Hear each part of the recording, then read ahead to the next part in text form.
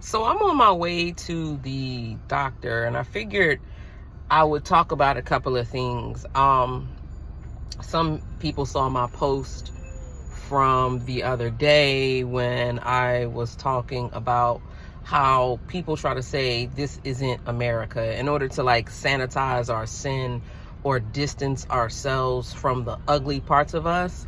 And I think that that's actually doing us a disservice, and it's promoting hypocrisy. We need to be honest about the things that so easily beset us. Specifically in America, it's like the sins of partiality. That's at the core of racism, along with greed, because racism is a combination of colorism mixed with predatory capitalism. Not that I believe that all capitalism is predatory. I do think people should be able to be rich, own, have a business that makes money and things like that, but not at the complete cost of other civilizations and other people groups. So there's nuance, and you know that on Honestly Speaking, nuance was one of our spelling words that we had. In this society really is driven by seeing things in a binary at times when it shouldn't be. There are some things that should be seen in a binary for definition reasons, like good versus evil. But even in doing that, you still have to operationally define what you mean and give nuance to certain circumstances. Like there are good people who do bad things, and there are bad people who do good things. And before any of you Christians try to hit me with the fact that Jesus said no man is good but God, there's also a couple of times in the scriptures where the Lord is referring to people as good. So you get what I mean when I say that. But as I'm listening to us constantly, or not us, but people in the media, I will say us, people from us humans in the USA, say things like, this isn't American and things like that. I'm like, nah, it is. And then it hit me. There are a lot of people, and particularly in this current administration, that's doing their best to, I want to say, remove certain things from libraries, or remove information from certain databases, certain aspects of history. And it reminded me of something. Part of what needs to happen in order for evil to have its way is the eradication of other perspectives and differing aspects of history. There's an African proverb, right, that says, until the lion learns how to write, the hunter will always be the hero. And that made me think about one of the key sins that's connected to an overarching sin in America is the removal of history, as well as people trying to control the narrative. Because that's what this is all about. If I can, well, not all about, but part of what it's about, if I can control the narrative, then I can kind of control how you feel about it, because that's the only perspective. That's why when we have discussions with people who see things differently, we're like, how can you even think from this perspective? It's because of what they were oftentimes only exposed to.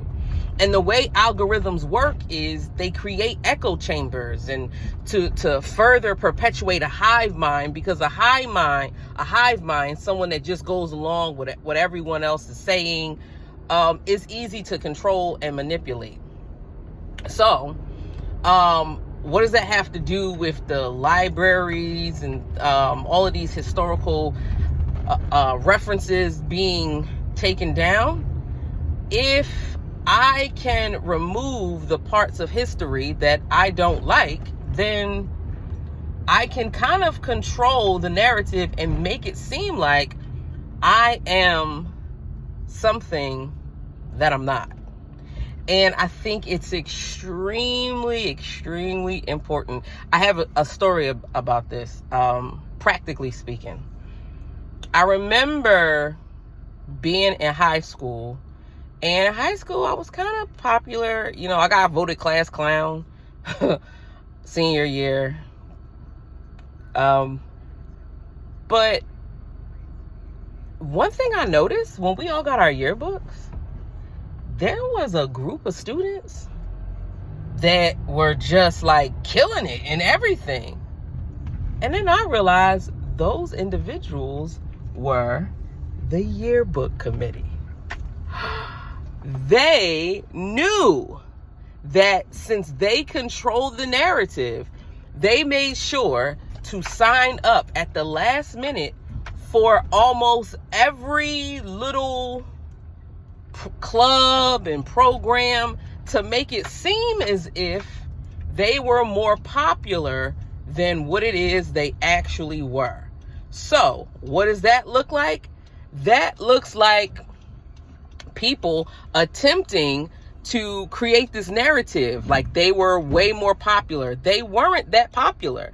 It makes it seem like they were way more involved in certain activities. They were not. But if these are the only historical references to what exists, then people who go back and look will be like, oh, and these people must have been the leaders. And it also looks good to people who are on colleges, college acceptance boards, to make people think that they are actually doing something and are more active than what it is that they are.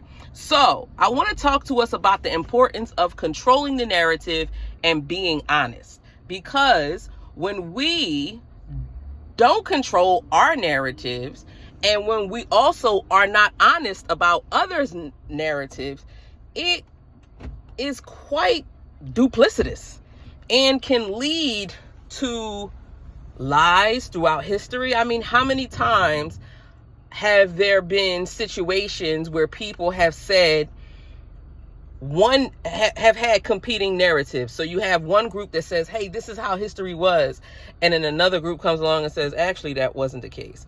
And again, this is not to say don't believe in evidence. That's not what I'm saying. This is not to say that you can't have competing narratives in history. That's not what I'm saying. What I am saying is we need to be critically thinking about the things that are coming across our televisions, our media waves, as well as making sure that we keep record. We have to be the people to keep record. So I'm here. I actually just parallel parked.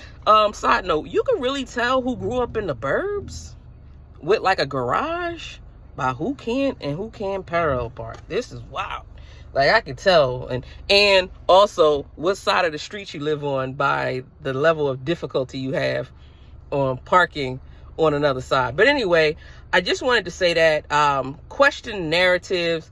The yearbook committee actually made me a healthy skeptic, because although it seemed like if one were to go back and look at our yearbook in high school, it would seem like they were super active, super involved in everything. But in reality, they weren't. So I learned from it. And in college, I was in so many different activities. But in reality, I wasn't that active as the yearbooks may seem. But if someone were to pick up a couple of yearbooks, actually, they would think that I was. They would think that I was. And I did that for a myriad of reasons, part of which is to come back later and say, don't trust the yearbook committee, folks. And then another part of it was just to see if I can do it.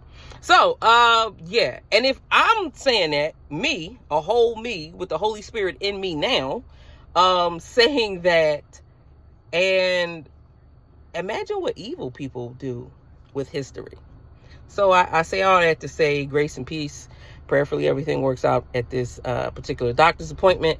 And, yeah, as always, love God, love your neighbor, and take care of yourself. God bless you, and don't let anybody stress you.